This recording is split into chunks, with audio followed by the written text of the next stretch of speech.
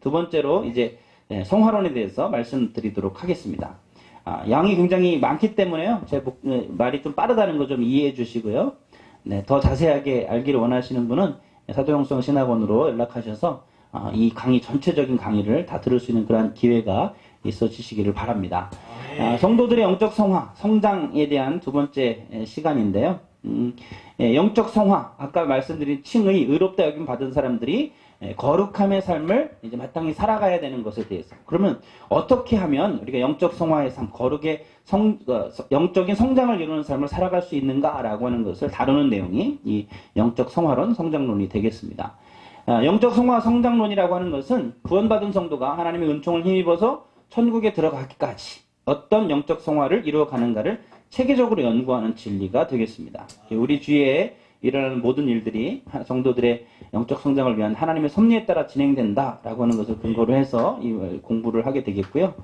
구원받은 성도가 내가 거룩하니 너희도 거룩하라 라고 하는 레위기 11장 45절 하나님 말씀처럼 어떻게 거룩해져 가는가, 또 어떻게 영적으로 성장해 가는가를 구체적으로 살피는 것이 영적 성화론이 되겠습니다.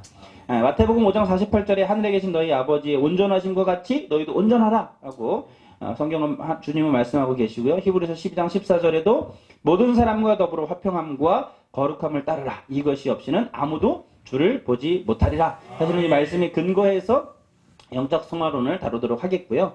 또 예수님이 마태복음 5장 20절에 내가 너에게 이르노니 너희 의가 서기관과 바리새인보다 낫지 못하면 결단코 천국에 들어가지 못하리라 라고 하시는 예수님의 경고를 듣고 우리의 의가 우리의 삶으로 드러날 수 있는 그런 삶, 천국에 들어갈 만한 거룩한 삶으로 우리가 살아가야 된다라고 하는 그런 말씀으로 예수님의 이 말씀을 듣게 되시기를 바랍니다.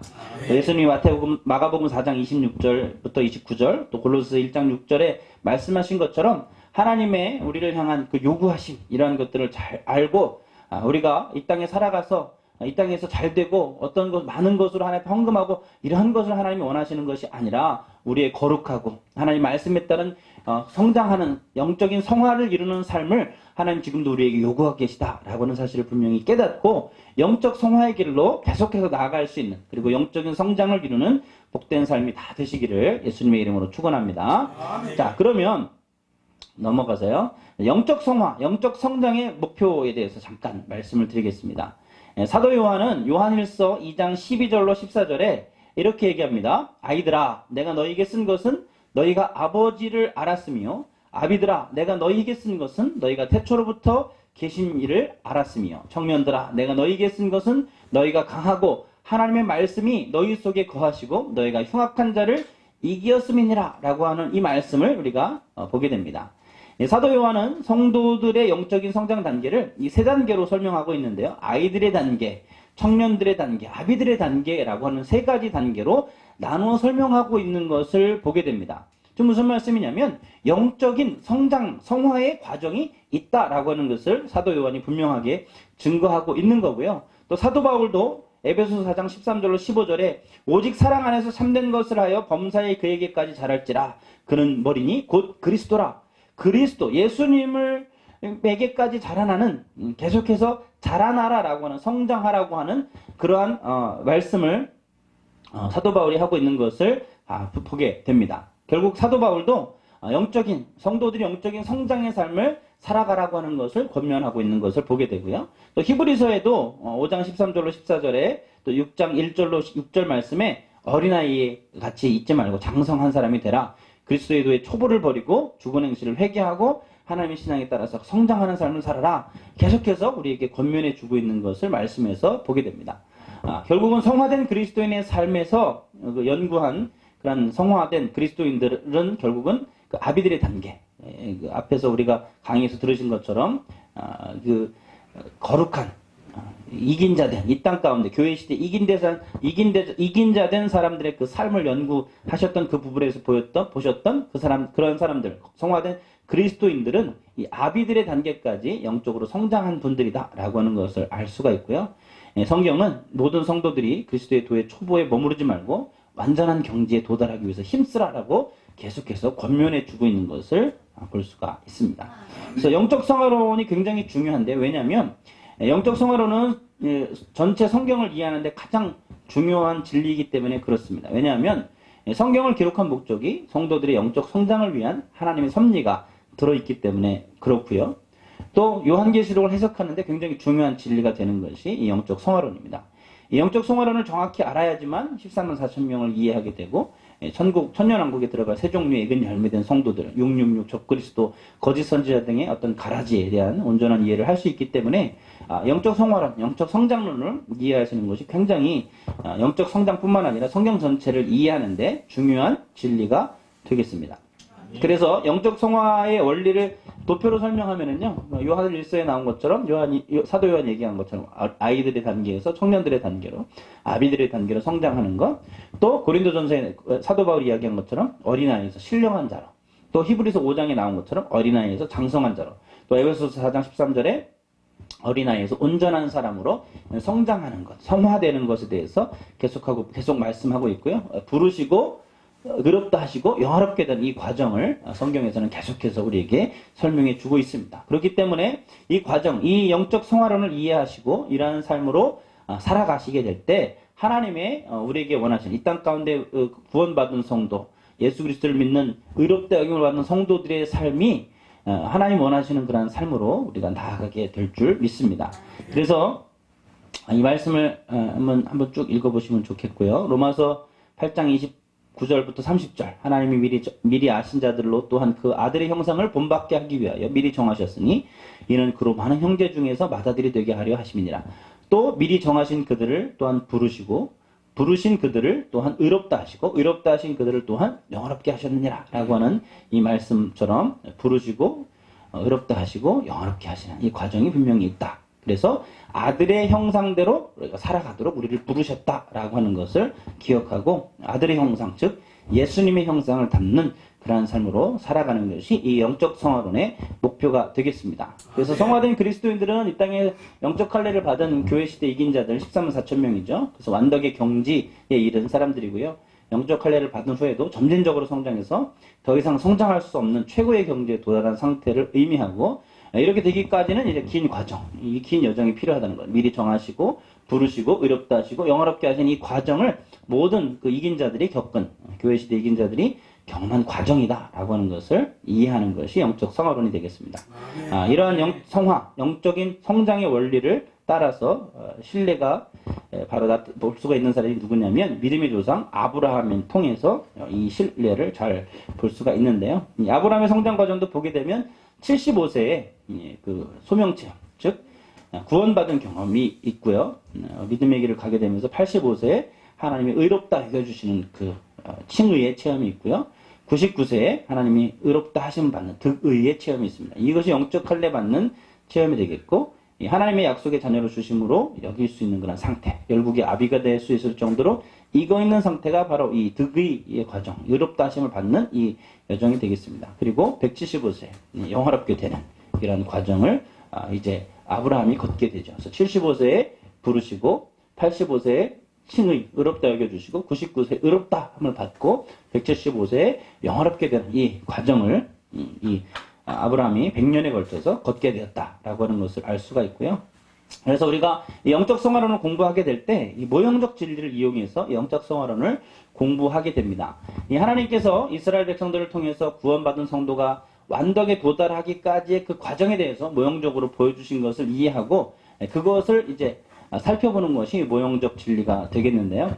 애굽에서 탄압받았던 이스라엘 백성들이 출애굽하고 또 연단받으면서 광야를 통과하고 또 가나안 땅에 들어가서 예루살렘 성을 만들 때까지의 이 모든 사건들이 믿음으로 그리스도의 형상을 온전하게 닮아가게 되는 성도들의 성장 과정에 대한 모형적인 진리다라고 하는 것을 오늘 이 영적 성장론을 통해서 설명드리도록 하겠습니다.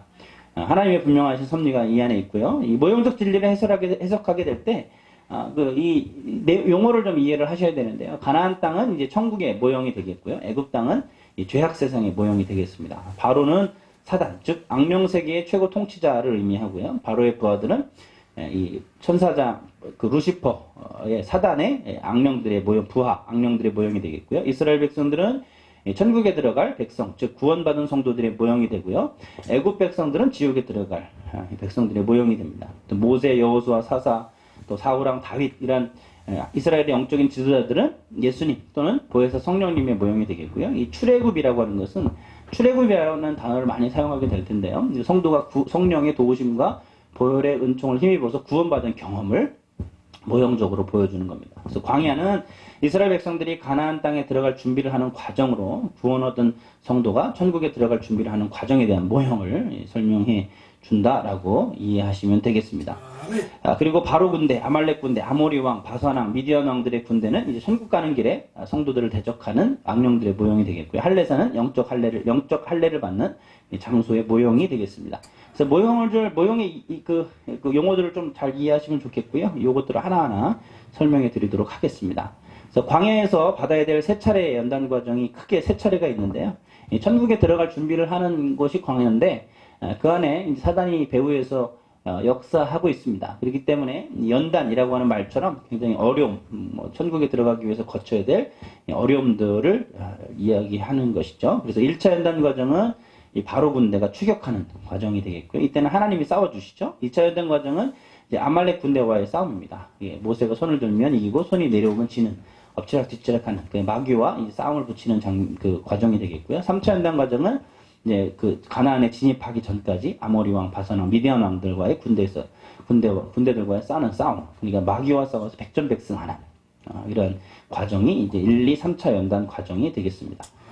네, 그래서 광야 연단의 목적은요, 결국은 이 과정을 통해서 이스라엘 백성들의 행실 가운데 남아있는 애굽적인, 아까 애굽은 세상의 모형이라고 말씀드렸죠. 애굽적인 정욕, 죄악성이 물든 행실과 마음을 정결하게 하는 그런 과정이 되겠고요.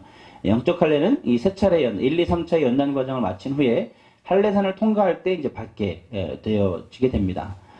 그리고 두 번째 이 광야 연단의 목적은 광야 연단을 통해서 사단을 이기는 하나님의 군대, 곧 이긴 자들이 되게 하시는 것이 이 광야 연단의 목적이 되는 것이고요. 이 연단 과정을 맞춰갈수록 하나님께 철저히 순종하는 백성이 된다라고 하는 것을 우리가 이 광야 연단을 통해서 알 수가 있습니다. 연단받은 이후에 생명과를 먹는 가나안 땅을 분배받게 되는데, 그리고 성도들은 생명과를 먹은 후에 점진적으로 성장해서 그리스도의 형상을 완전히 닮아가게 되는 완덕에 도달하게 되는 것을 이제 이 광야 연단을 통해서 얻게 됩니다. 영적 성화론을 연구하는 것은요, 크게 6개의 어떤 방법을, 과정을 통해서 설명을 하게 되는데요.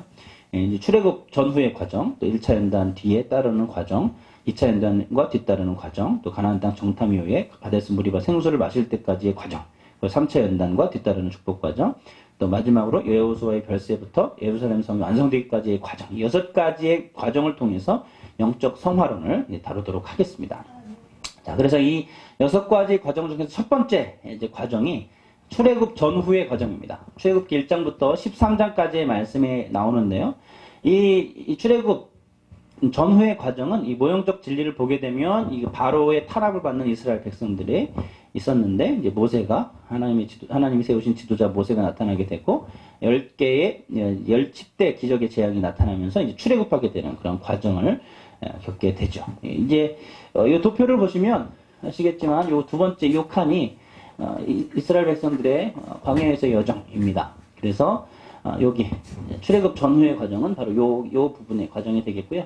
여기 보시면 솔로 역정으로부터 웨슬리, 웨치마니, 아브라함, 베드로, 칼빈, 루터 쭉 이렇게 설명이 되고 있는데, 결국 모든 성도들이 결국 이런 과정, 1차 연단, 2차 연단, 3차 연단이라고 하는 이 과정을 통해서 성장하게 되었고 완덕에 이르기까지의 과정을 누구나 다 거쳤다라고 하는 것을 이 도표를 통해서 알 수 있는데요. 이거 한눈에 알아보실 수 있도록 간략하게 설명해 놓은 것이고요. 지금 설명하는 모형적 진리는 이 두 번째 라인에 이스라엘 왕국이 완성될 때까지의 출애굽 이후에 이스라엘 왕국 완성될 때까지의 과정을 이제 설명해 드리도록 하겠습니다. 그래서 지금은 이 애굽의 노예 생활로부터 모세의 나타남과 10대 재앙의 기적 이 부분을 다루도록 그렇게 하겠습니다. 자, 모형적 진리를 이제 해석하게 되면은요, 첫 번째 이제 바로가 이스라엘 백성들을 탄압하게 되죠. 이 과정은 모세를 파송하기 위한 준비 과정입니다. 이스라엘 백성들이 바로의 탄압을 받으면서 탄식하는 것은 구원받게 될 사람들이 마귀들에게 각종 시험, 고통을 당하면서 이 세상에 대한 절망과 슬픔을 겪게 하는 그런 과정을 가리켜 말하는 것이고요. 이 과정에 있는 사람들은 뭐 질병이라든가 귀신 들림, 사업 실패, 직장에 해고된다든가 실직, 이혼, 교통사고 이런 불의의 사고나 어떤 가정불화, 천대와 멸시를 받거나 계획이 숲으로 들어가는 것 같은 생활 환경의 악화로 인해서 마음이 곤고해지고 무기력과 낙심, 절망에 빠지게 되는 이런 과정을 통해서 이제 이 바로의 탄압 과정을 지나가게 되죠.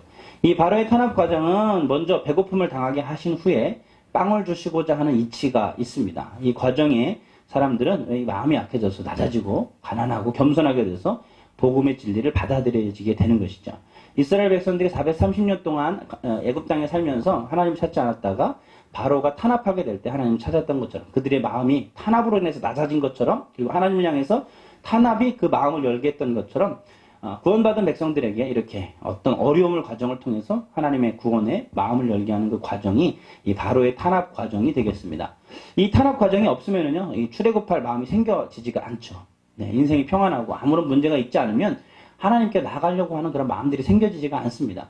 우리 인생 가운데 주님 만나기 전에 이렇게 마음이 열려지는 그런 과정이 여러 가지 어려움을 당하면서 받게 되는 이 바로의 탄압 과정이 되겠고요. 두 번째로 이제 모세의 나타남입니다. 바로의 탄압으로 인해서 고통받던 이스라엘 백성들에게 모세가 나타나서 하나님 말씀을 전달해 준 것은 마귀에 의해서 불행을 당하는 사람들이 성령의 감동과 역사로 복음의 진리를 깨달아지거나 영적 체험을 하게 되는 경험을 가르쳐서 말하는 겁니다. 그래서 여기서 모세는요, 복음 전도자라고 많이들 생각하는데 그것이 아니라 전도를 받을 때 역사하시는 성령을 가르쳐서 말하는 겁니다. 그래서 모세가 나타나는 것은 전도받는 것이 아니라 전도받는 사람의 심령 가운데 확실한 성령의 감동과 역사가 나타난 경험이다라고 이해하시면 되겠고요. 이러한 성령의 역사가 시작되면서 이 출애굽할 준비가 되는 것이죠. 그래서 이제 10대 재앙이 일어나게 되는데 이제 모세가 나타나면서 10가지 기적 재앙으로 인해서 이스라엘 백성들을 바로의 손아귀에서 벗어나게 하는 것이 이제 성령께서 은밀한 역사로 구원받게 될 사람들을 사단의 노예 같은 생활에서 점진적으로 벗어나게 하시는 출애굽의 준비 과정이 되겠습니다. 그래서 이 과정에서 사람들은 그 의심하기도 하고 또 신앙 때문에 술, 담배, 가족, 친척, 친구관계, 좋은 어떤 취미생활 이런 것들의 정욕적 쾌락들을 끊어야 되는 고민하면서 이제 회개하게 되는 과정이고요. 이런 과정을 거치면서 점진적으로 하나님에 대해서 알아가는 과정이 되겠습니다. 그리고 나서 이제 이런 과정을 통해서 출애굽하게 되는데요. 이스라엘 백성들이 6월절을 지나고 출애굽하게 되는 것은 성도들이 어린 양 예수님의 보혈의 은총으로 구원받게 된다라고 하는 것을 의미하는 겁니다. 이 성도는 반드시 6월절 어린 양 같으시 예수 그리스도의 보혈의 은총으로만 구원받는다라고 하는 우리가 알아야 되죠. 그래서 우리가 예수님이 아니고서는 우리가 구원받을 수 없다. 그 문설주와 임방에 어린 양의 피를 바르지 않으면 그 죽음의 그 하나님의 사자가 집을 넘어가지 못하죠. 그래서 그 집에 그 어린 양의 그 피에 그 바르심 그 임방과 문설주와 임방에 발라져 있는 그것이 바로 예수 그리스도의 보혈의 은총을 설명해 주는 것이다라고 이해하실 수 있고요. 그리고 우리의 구원도 마찬가지로 예수님이 아니고서는 구원받을 수 없다라는 것을 모형적으로 우리에게 보여주는 겁니다. 그래서 출애굽은 즉 구원받을 때 성령의 역사로 나타나는 경험들로 우리가 볼 수가 있는데 어떤 사람은 설교를 듣다가 사경에 갔다가 부흥회에서 기도원에서 어떤 철야기도 하다가 찬송 부르다가 방언하고 예언하고 입신하고 이런 여러 가지 은사들을 체험하면서 출애굽하는 그런 다양한 경험들이 있습니다. 이 갓난아이의 탄생처럼 영적으로 이 벌거숭이로 태어나는 과정이 이 출애굽 과정이 되겠고요. 이 과정이 아이가 태어날 때 여러 가지 과정을 겪는 것처럼 순산하기도 하고 난산하기도 하고 낙태하기도 하고 제왕절개 수술을 받기도 하는 다양한 과정으로 나타나듯이 사람의 성격에 따라서 이 출애굽의 경험도 다양하게 나타난다라고 볼 수가 있습니다. 감정적인 사람은 어떤 방언이나 뜨거운 어떤 펄펄 끓는 마음이 생기고요. 의지적인 사람은 듣고 보니 맞다라고 어떤 이해하는 것으로 이제 구원받을 수도 있고요. 모태신앙은 경험이 불분명할 수도 있습니다. 그래서 출애굽한 성도는 바로의 군대의 추격을 받기 전까지 풍성한 은혜와 뜨거운 사랑과 큰 기쁨과 확신 가운데 이제 살게 됩니다. 그래서 이제 모세의 나타남으로부터 출애굽까지 걸리는 시간은 어떤 사람은 며칠 걸리기도 하고 몇 주, 몇 달 이렇게 걸리기도 하는데 다양하게 나타나기 때문에 정확하게 언제 얼마다 어떤 기간이 걸린다라고 말할 수는 없습니다. 그래서 이렇게 그 출애굽하는 것까지 출애굽은 쉽게 말씀드리면 이제 구원받는 칭의 의롭다 여기심을 받는 과정이 되겠죠. 거기에 보게 되면 이제 두 가지를 덧붙여서 제가 설명을 드릴 텐데요. 하나는 이제 8단 진복이고요. 하나는 철로 역정입니다.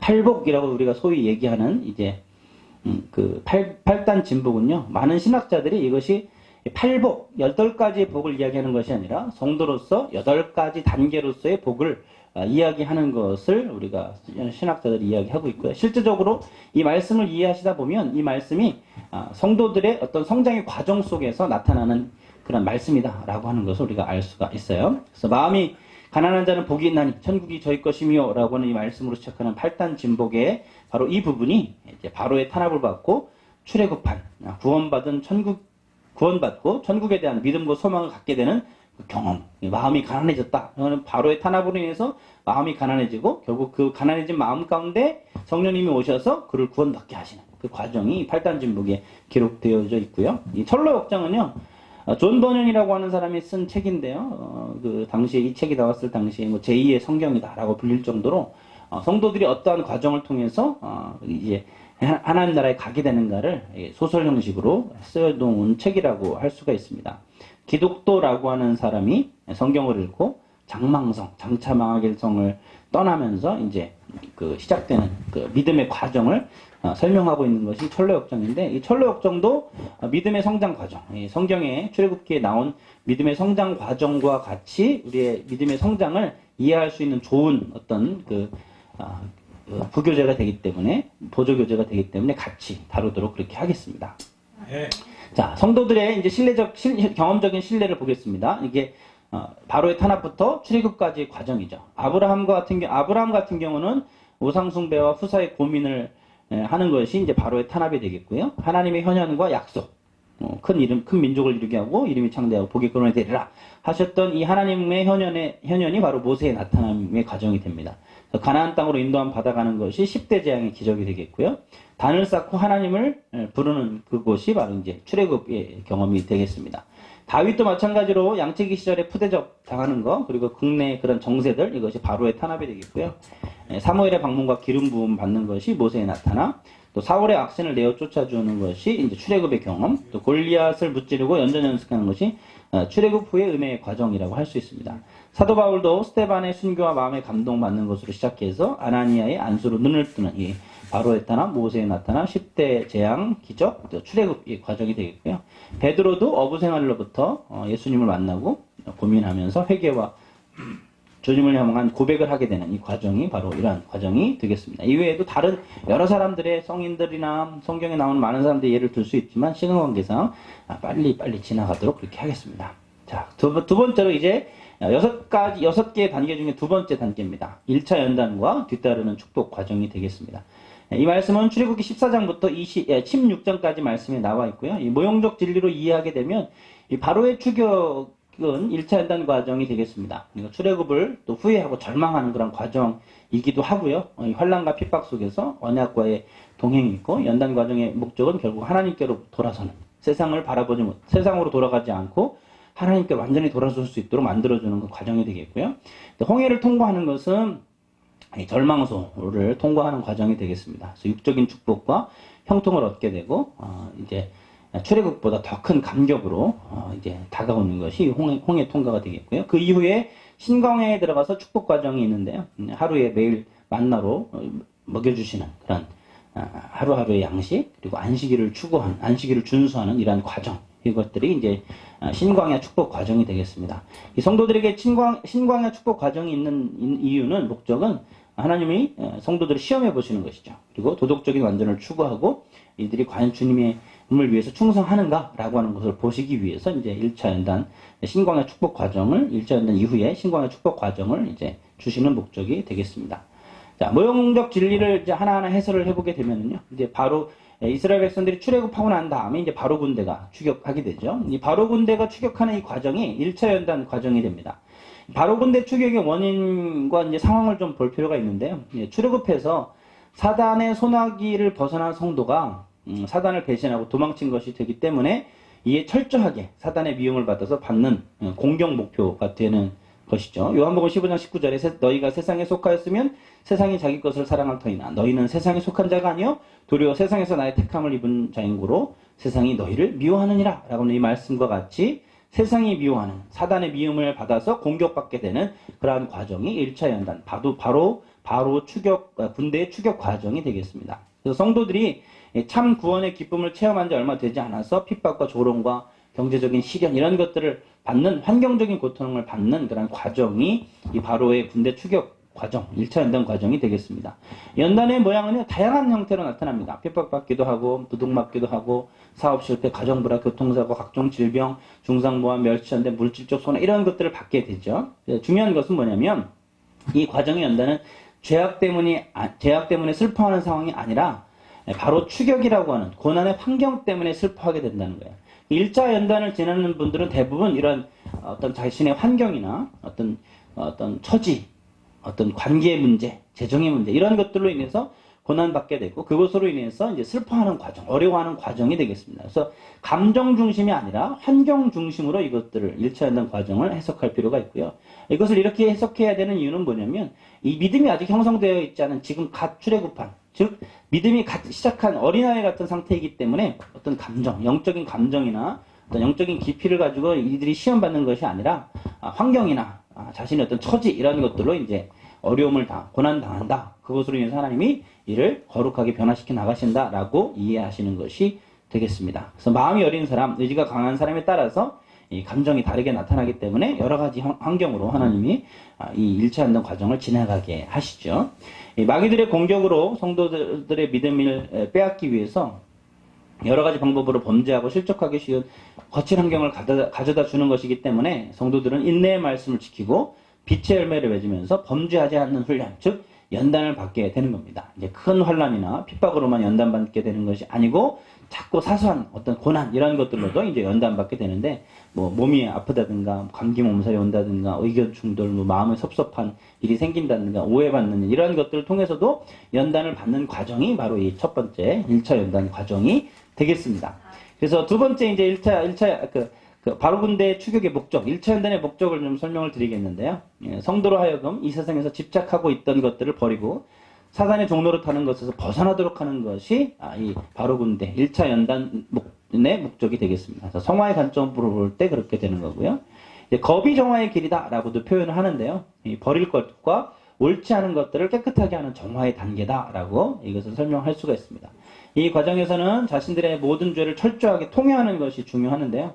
상습적으로 범하던 그런 악한 행실들을 회개하는 그런 일들이 이 1차 연단의 목적이 되겠습니다. 그래서 사단이 환경을 지배하고 다가오는 그런 연단을 믿음을 가지고 뒤로 물러가지 않고 받는 것이 중요하고요. 불신앙 상태에서 받는 연단은 연단이 되지 않는다. 그러니까 출애굽하지 않는 상태에서는 이 1차 연단의 의미가 그것은 연단이라고 부르지 않는다는 거죠. 이게 연단이 아니고요. 그것은 그냥 고통일 뿐인 것이지 연단이라고 하는 것은 신앙에 시작된 출애굽 이후에 받는 단계가 이제 연단이라고 할 수가 있습니다. 자, 로마서 말씀 환난은 인내는 연단은 소망을 이루는 줄 알미라라고 하신 이 말씀을 통해서 우리가 환난을 통해서 어려움을 통해서 인내를 이루고 소망을 이루는 이런 과정으로 우리가 점진적으로 성장하고 있는 것을 보게 되고요. 환난을 받게 될 것이다. 하나님 나라에 들어가기 위해서는 많은 환난을 겪어야 될 것이다. 라고 하는 사도행전 14장 말씀. 또 빌립보서 1장 29절에도 그리스도를 위하여 너에게 은혜를 주신 것은 다만 그를 믿을 뿐 아니라 또 그를 위하여 고난도 받게 하려 함이라. 라고 하는 이 말씀을 통해서 우리가 주님을 위해서 받는 고난, 이것이 바로 우리의 연단이 되어진다. 라고 하는 겁니다. 자, 이제 바로 군대 추격의 어떤 기간들, 1차 연단의 기간은요, 어떤 사람은 뭐 한 달에서 뭐 1년까지 각자 다르게 나타나기도 하고요. 이 연단 기간은 뭐 7년에서 8년, 뭐 10년 이렇게 걸리는 사람들도 있고, 목회자나 사명자 같은 경우는 뭐 4에서 6년, 또 성화된 그리스도인의 경우에는 뭐 1, 2년 안에 이런 연단 과정을 지나가기도 하는데, 사람의 성향이나 성격이나 또 하나님 허락하시는 그런 환경들에 따라서 다양하게 나타날 수가 있습니다. 근데 중요한 것은 아까 말씀드렸던 것처럼 감정적인 것이 아니라 환경적인 어려움이다. 환경적인 고난으로 받는 것이 1차 연단이다. 라고 이해하시면 되겠습니다.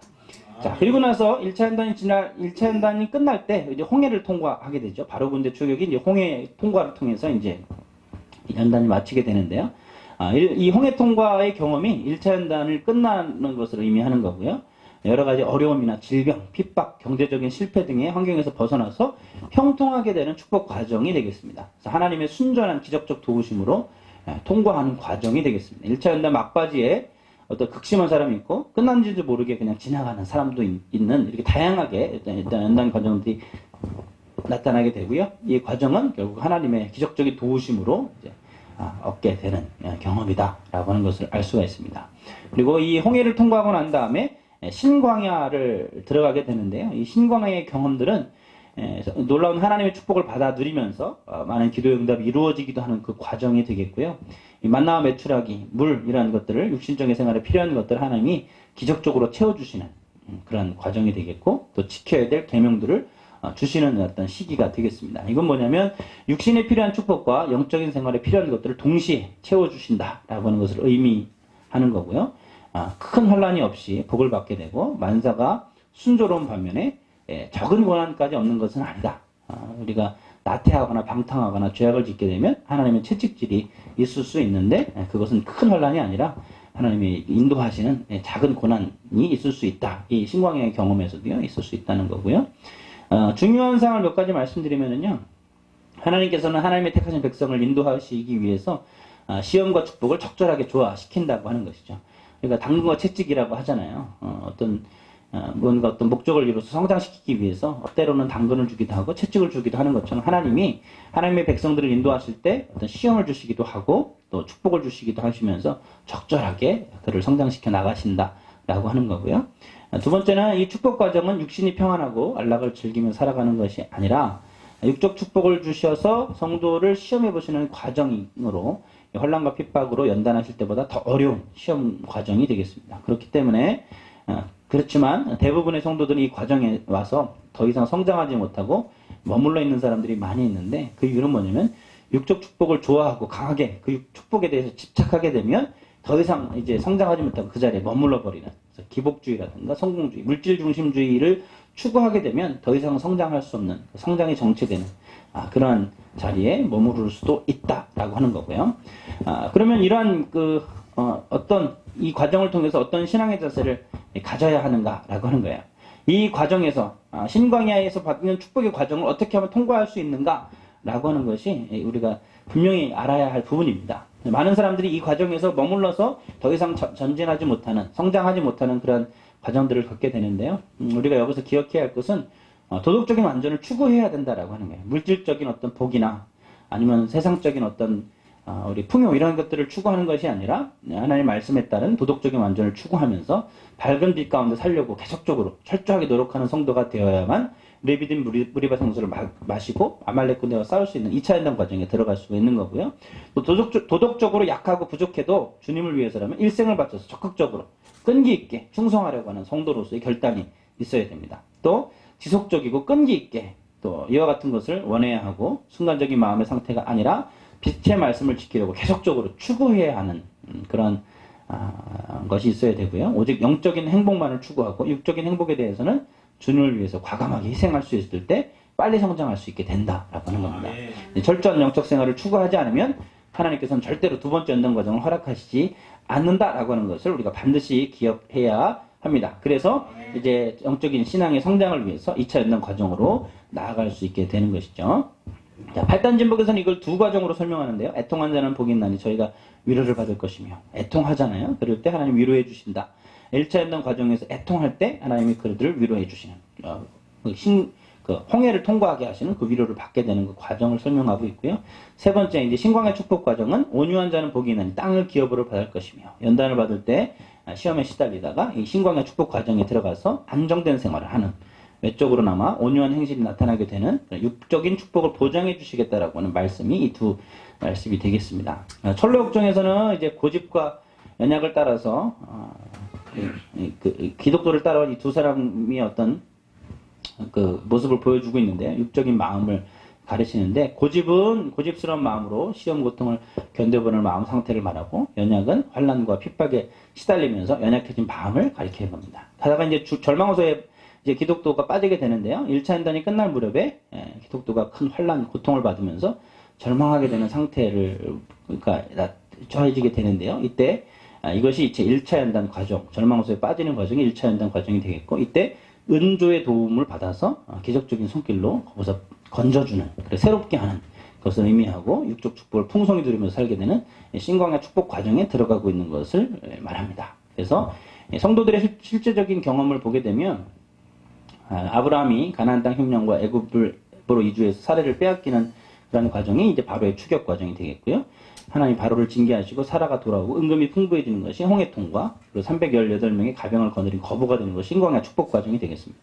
다윗은 이제 골리앗을 죽인 뒤에 사울이 계속 박해하는 과정이 바로의 추격 과정이 되겠고요. 아둘람굴로 도망해서 사울과 아게스의 기대에서 벗어나는 게 홍해통과가 되겠고 400명의 모여든 군사들을 훈련해서 이스라엘 왕국 건설에 역군을 삼는 것이 이제 신광야 축복 과정이 되겠습니다. 또 바울에게 있어서는 이 다메섹에서 복음을 증거하다 핍박이 와서 이제 광주를 타고 피신하는 그 과정으로 가는 연단을 받게 되고 3년 뒤에 사도들을 만나면서 예루살렘 돌아올 때까지가 이제 신광야 축복 과정이 되겠습니다. 네.